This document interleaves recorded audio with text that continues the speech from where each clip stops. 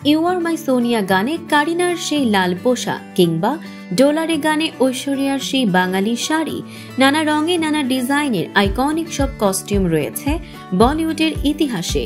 Cinema প্রেমীদের মনে প্রায় প্রশ্ন আসে, এত টাকা দিয়ে বানানো এই একবার পরা কস্টিউমগুলোর ভাগ্যে আসলে কি ঘটে। আজ জেনে নেব বলিউডের আইকনিক কিছু কস্টিউমের শেষ পরিণতি। যদিও সিনেমার শুটিং শেষ হলে বেশিরভাগ পোশাকই প্রোডাকশন স্টোরে তালাবন্দী হয়ে থাকে, তবে ডিজাইনাররা অনেক সময়ই একই পোশাক কাটছাট করে বানিয়ে ফেলেন একেবারে নতুন কস্টিউম। যেমন বান্টি और বাবলির কাজরারে গানে ঐশ্বরিয়া যে পোশাক পরেছিলেন, 5 বছর পর সেই একই আউটফিট পরানো হয়েছিল ব্যান্ড বাজা বারাতের এক ব্যাকগ্রাউন্ড আর্টিস্টকে, শুধু ঘাগরাটা ছিল পরিবর্তিত। এটা ধরার কোনো উপায় নেই।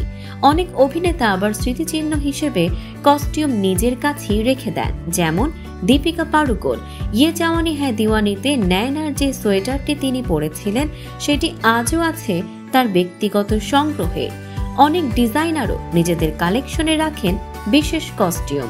উদাহরণস্বরূপ বম্বে ভেলভেটে আনুষ্কার সবুজ ঝলমলে গাউনটি রেখেছেন ডিজাইনার মানিশ মালহোত্রা। বিশেষ কস্টিউম আবার নিলামেও তোলা হয় দাতব্য কাজে।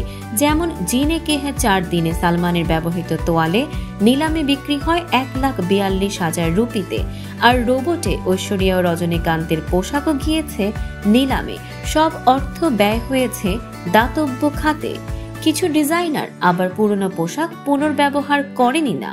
অগ্নিপথ ও হিম্মতওয়ালার কস্টিউম ডিজাইনার নবীন শেঠি বলেন, তিনি প্রতিটি চরিত্রের জন্য নতুন করে ভাবতে চান, তাই পুরনো পোশাক কখনোই রিসাইকেল করেন না।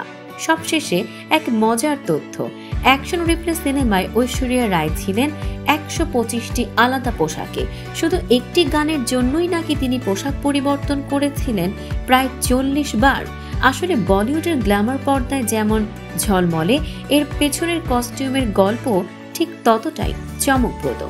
দর্শক, সাম্প্রতিক ও চমকপ্রদ সব খবর পেতে ফলো করুন আমাদের ফেসবুক পেজ CB24 টিভি এবং সাবস্ক্রাইব করুন ইউটিউব চ্যানেল CB24 অফিসিয়াল।